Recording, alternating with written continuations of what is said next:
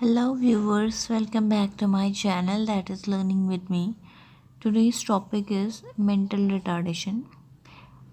Basically this topic is from childhood and adolescent disorder.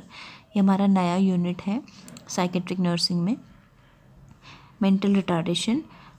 तो देखते हैं सबसे पहले मेंटल रिटार्डेशन क्या होता है। मेंटल रिटार्डेशन इसका मीनिंग है मानसिक रूप से बीमार व्यक्ति। ठीक है, तो मेंटल रिटार्डेशन को हम बोलेंगे मानसिक रूप से कोई बीमार व्यक्ति। तो सबसे पहले हम डील करेंगे what is the definition it a condition where intellectual is low less than 70 with sub average learning and low performance and cognitive functions।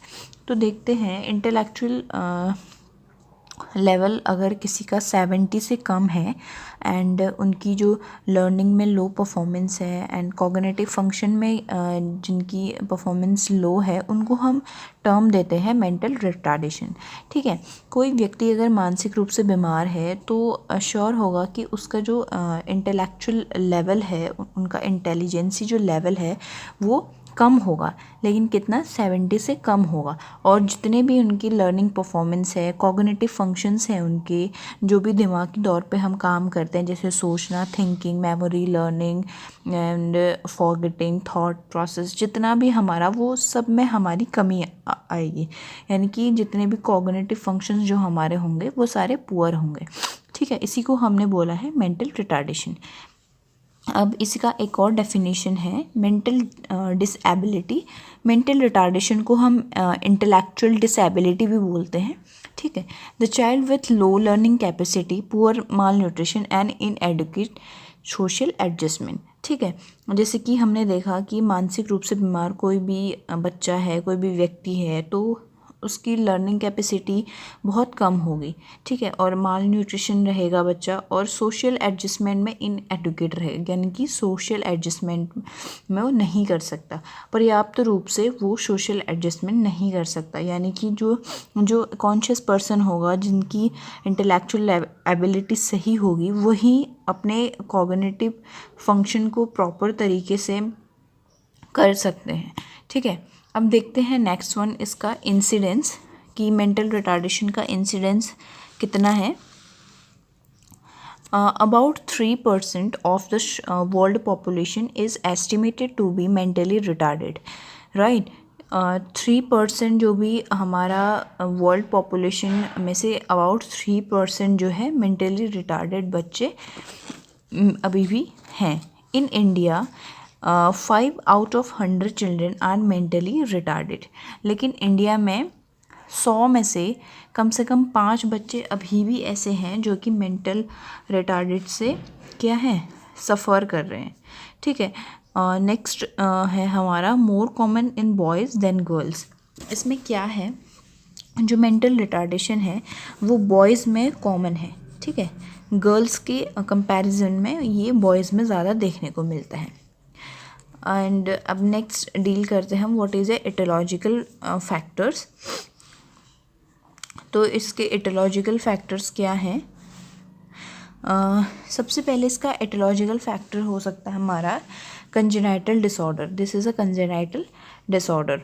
ठीक है, कंजेनाइटल की वजह से हो सकता है। अब फर्स्ट देखते हैं हम, कंजेनाइटल मतलब अगर किसी के माता पिता या फिर किसी के पेरेंट्स मेंटल रिटार्ड से सफ़र कर रहे हैं तो वो बीमारी बच्चों में आ सकती है। तो इसीलिए हमने बोला यहाँ पे कंजेनाइटल फैक्टर्स। ठीक है, अब फर्स्ट डील करते हैं हम जेनेटिक फैक्टर।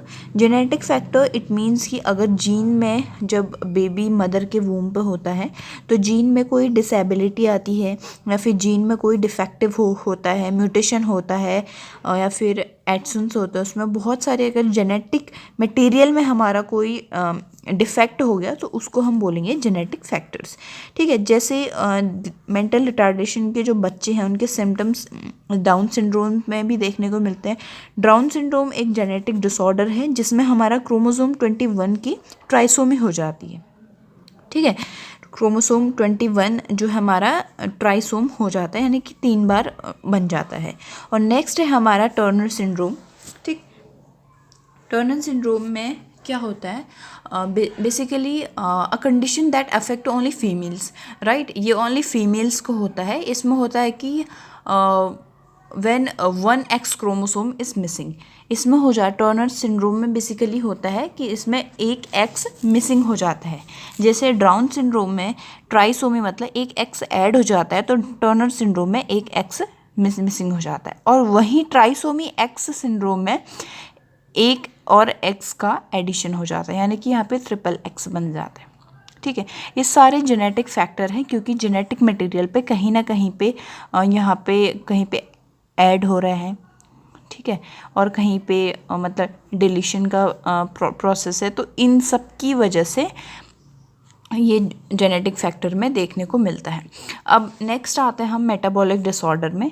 मेटाबॉलिक डिसऑर्डर में क्या होता है, जैसे बच्चों में ग्लैक्टोसीमिया देखने को मिलता है, फिनाइल कीटोन्यूरिया देखने को मिलता है। तो ग्लैक्टोसीमिया में क्या होता है कि ग्लैक्टोसीमिया भी एक जेनेटिक कंडीशन है जिसमें बच्चों में ग्लैक्टोज का जो प्रोसेस होता है वो बंद हो जाता है, बनना बंद हो जाता है।